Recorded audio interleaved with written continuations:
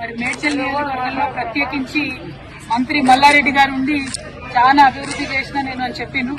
దాదాపుగా ఒక టర్మ్ ఆయన ఎమ్మెల్యే ఉండే, ఒక టర్మ్ ఎంపీగా ఉండే, ఇంకో టర్మ్ మంత్రిగా ఉండే. కానీ ఇప్పుడు ఎక్కడ చూసినా జవహర్ నగర్ కావచ్చు, మేము దమ్మాయి కూడా కావచ్చు, అన్ని ఏరియాస్ తిరుక్కుంటూ వస్తున్నాం. ఎక్కడ చూసినా మౌలికమైనటువంటి వసతులు, తాగునీరు గాని, రోడ్లు గాని, స్కూళ్లు గాని, హాస్పిటల్ గాని ప్రతి ఒక్కదానికి ప్రజలు ఇబ్బంది పడుతున్నటువంటి పరిస్థితి. అన్నిటికన్నా దారుణం ఏంటంటే ఇంత పెద్ద మేడ్చల్, మొత్తం ఇండియాలోనే అతిపెద్ద ఎమ్మెల్యే కాన్స్టిట్యున్సీ అని చెప్పుకునే మేడ్చల్లో, హైదరాబాద్ కి కూతవేటి దూరంలో ఉన్న మేడ్చల్లో ప్రభుత్వ జూనియర్ కళాశాల కావచ్చు, ప్రభుత్వ డిగ్రీ కళాశాల కావచ్చు తక్కువనే. మొత్తం ప్రైవేట్ పరం అయిపోయింది. ప్రైవేట్ ఎడ్యుకేషన్ హబ్ గా మారిపోయింది.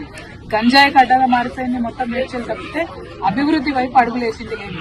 ఏమన్నా జరిగింది మేడ్చల్లో అంటే కేవలం ఇదివరకు టీఆర్ఎస్ ప్రభుత్వం ఉన్నప్పుడు డంప్యార్డ్ సమస్య కొంత మేరకు తీరింది. ఇప్పుడు కాంగ్రెస్ వచ్చినాక అది డబుల్ త్రిబుల్ అయింది, 2-3 గుంటలు అయిపోయింది. అదే విధంగా అంతకుముందు కొన్ని పెన్షన్స్ వచ్చినాయి, ఆ పెన్షన్స్ ఇప్పుడు పెరగలేదు. అంతకు మించి మేడ్చల్లో నేను పూలమ్మినా, నేను పాలమ్మినా అని చెప్పే మల్లారెడ్డి గారు పూలమ్మడం, పాలమ్మడంతో పాటు అనేక ఎకరాల భూమిని కబ్జా పెట్టింది. 2 రోడ్డు విస్తరణ ఏదైతే జరగాలో జరగకుండా అడ్డుపడతా ఉన్నారు. వారి కాలేజీలు, వారి యూనివర్సిటీలు తప్పితే ప్రజలేం బాగుపడ్డారని చూస్తే మాత్రం దారుణమైన పరిస్థితి. ఎందుకంటే గవర్నమెంట్ కట్టించిన డబుల్ బెడ్రూమ్ దగ్గరికి పోయాల్సిన నేను పొద్దున 4,000 మంది ఉన్నారు. 4,000 మందికి 2-3 బస్సులు కూడా లేని పరిస్థితి. మరి మినిస్టర్ గా ఉండి, లేబర్ మినిస్టర్ గా ఉండి కనీస మానవ హక్కుల కోసం ఆలోచించాల్సి అది చేయలేదు. ఇప్పుడు జవహర్ నగర్ మొత్తం ఏరియా అంతా చూస్తున్నాం. అందరితో కూడా 58, 59 జీవో కింద పైసలు కట్టించుకున్న రిజిస్ట్రేషన్. ఎందుకోసం కాలేదు రిజిస్ట్రేషన్? ఎందుకైతే లేవు? ఎట్లా మేయర్ గారి కుటుంబ సభ్యులకు రిజిస్ట్రేషన్ అయిందని చెప్తా ఉన్నారు, మల్లారెడ్డి గారి కుటుంబ సభ్యులకు రిజిస్ట్రేషన్ అయిందని చెప్తున్నారు. వాళ్ళకు మాత్రం రిజిస్ట్రేషన్ అయ్యి సామాన్య ప్రజలకు ఎందుకు రిజిస్ట్రేషన్ కాదు? ఎవరు కాపాడుతున్నారు మల్లారెడ్డి గారిని? ఎవరు అండదండలు చూసుకొని రిజిస్ట్రేషన్ చేసేటోళ్ళు? మేము మాత్రం దీని మీద న్యాయ పోరాటం తప్పకుండా చేస్తాం.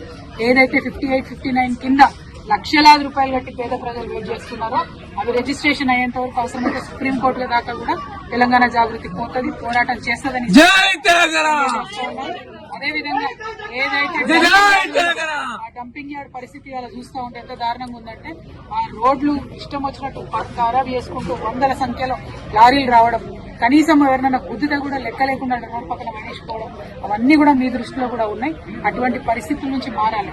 ఇవన్నీ పోని పక్కకు పెడదాం అనుకుంటే మిషన్ భగీరథ పైప్ లైన్లు ఉన్న చోట కూడా వారానికి ఒక్కసారి కూడా నీళ్ళు వస్తాయి. మరి ఏంది ఇది? మున్సిపాలిటీ వాళ్ళు మంచినీళ్ళ ట్యాక్స్ కట్టించుకోండి అంటే కూడా కట్టించుకోకుండా రిజిస్ట్రేషన్ చేయలేదని చెప్తున్నారు.